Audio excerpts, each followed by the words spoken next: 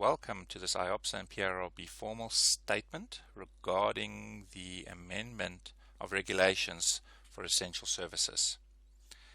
As you are aware, we have previously put out a video regarding the essential services based on the current regulations that were published in March, defining who are essential services and who are not, and the regulations governing that specific thing. Those videos can be found on IOPSA and PIRB's website, and if you wish to download those regulations, you can find them on this specific site here. And today we are going to be discussing the amendments to these regulations. I'd like to just stress and note that that as IOPSA and PIRB, we make sure that the source is correct. In this case, we are looking at the regulation. So any other noise that is going out there, we refer back to the regulations, which this short little video is unpacking. So again, I'm sure you've heard enough of this specific this statement, but anyway, it's very important to get across is why we have these lockdowns, is so that we can prevent the numbers from overcapacitizing our healthcare system, and the lockdown regulations is to try and drop this curve of number of people infected that might have to make use of our healthcare system. So that is why it's so important that we try and flatten this curve in the process, and because of these lockdown measures have been put in place. So persons that are affected is every person is confined to his or her place of residence unless strictly for the purpose of performing an essential service, obtaining essential good or services, collecting social grants, or seeking emergency life-saving or chronic medication. Those services are, in our case, I've only extracted out of the regulations, there we go, water, sewage, waste, and then the production, manufacturing, supply in support of those essential services, and then transporting of those persons for those essential services. This is just a quick recap of the regulations, by the way. So persons performing these essential services as determined in the sub-regulation 2 must duly designated in writing by the head of the institute, being the accounting officer of a public institute, or in the case of a private institute, the chief executive officer, or the owner of the business. And they need to complete a permit, which we also got a link that you guys can download as well. There's a link on IOPSA and PIRB's website which you can download this permit, which needs to be completed by the head of the institute, and he must determine if that service is an essential service and the staff being used to perform that are essential staff. As you're should be aware by now, you needed a certificate from the Biz portal. And if you haven't done it yet, please go through there, download it by clicking on that service button and then completing the form for that specific thing. As I said, we've got a previous video which details of how that specific form should be completed. For obvious reasons, we need a support service, as essential services, as plumbers, with respect to materials.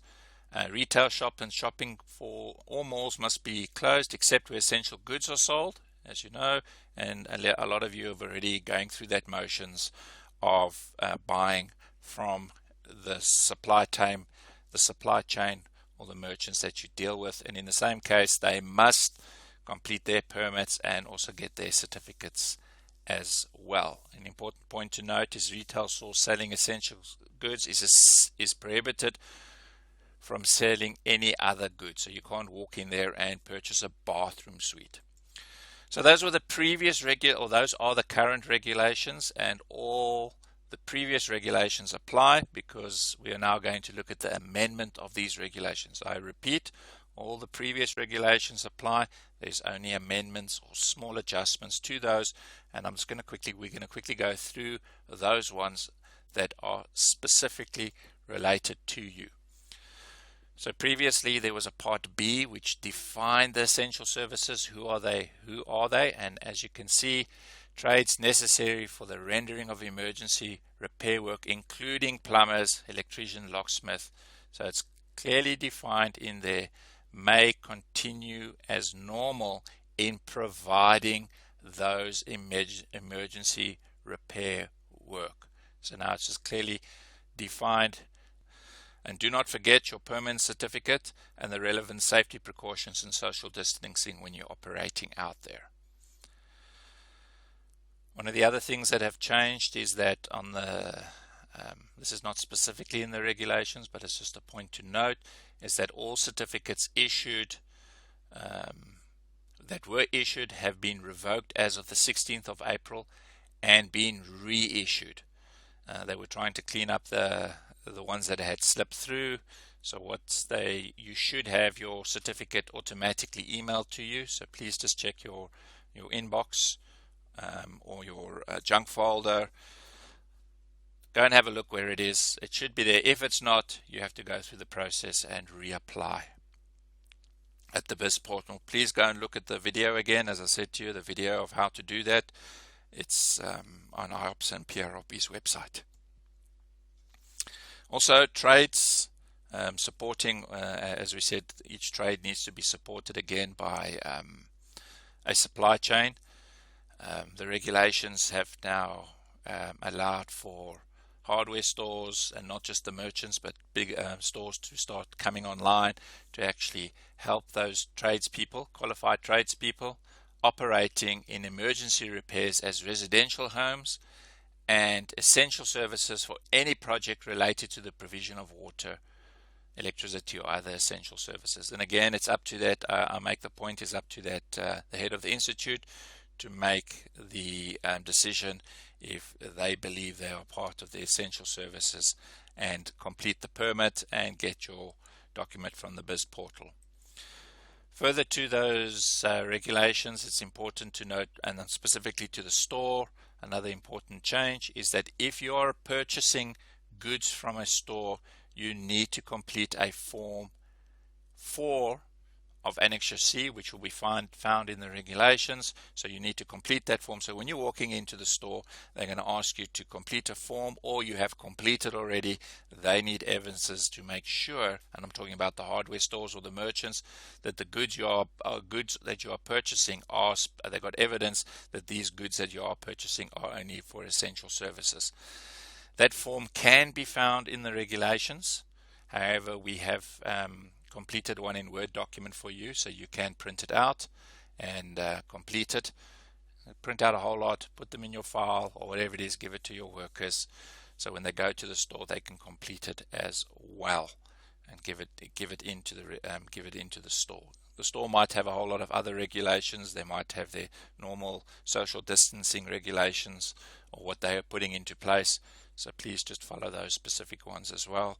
And further, as we keep saying, carry as much evidence with you just to prove the necessary. In other words, your PIRB registration card or your IOPSA membership certificate. And remember, automatically the permit, which you spoke about in the previous video, and the certificate, and any other supporting documents. So I just want to be clear that in no way do we as PIRB stress that if you're not registered with PIRB or not having a membership with IOPSA, you are prohibited from claiming that you are plumbers. But as we said, it's up to the head of the institute to make that decision. They're the ones that are going to put their names down at the bottom there. And however, having registration with the PIRB membership with IOPSA allows us to give you the additional support and third-party verification in the event that something happens or verification is required that you are an essential service provider. Just in closing, both IOPSA and PIRB offices will be closed. I know PIRB are now starting up with a skeleton staff. However, majority of the staff at PIRB and IOPSA are working remotely, if not all of them. So business as usual. Confirmation of PRRB registration and IOPSA membership, if required, can be done by going to the IOPSA website or contacting the PRRB offices or their remote lines. Just check the website, and we urge you to all join PRRB's IOPSA social media sites if you have not already, for regular updates on the any changes or any COVID updates. Please go to IOPSA's website or stick on the social medias. COCs are issued as normal, be it as currently only as electronic. There are some paper-based COCs available from the stores, not all of them. So, as I said, electronic COCs are available, and then CPD is continuing. Please join the IOPSA and PRRB's free CPD programs that are currently running and they will continue over the next 2 weeks. And thank you very much again. That's the final say from me. Thank you very much for being proud and being part of a trade that is there to protect us as a nation. We need to make sure that there are warehouses that are open, that supply components for essential services, whether it's water, whether it's electricity, whether it's either essential services and facilities, hospitals, and so on. So those warehouses must be operational to make sure that all those things that need to be repaired, maintained, are done. And also vehicles that are used by people who are in rendering essential services, should they need repairs, emergency repairs, that should be opened for them. And so those professionals who do that will have to be now working. But also for homes, private homes. If you have a burst pipe or something goes wrong with your electricity, you should be able to call a plumber, a professional plumber or an electrician to come and sort that out. So we're saying that also is now opened up.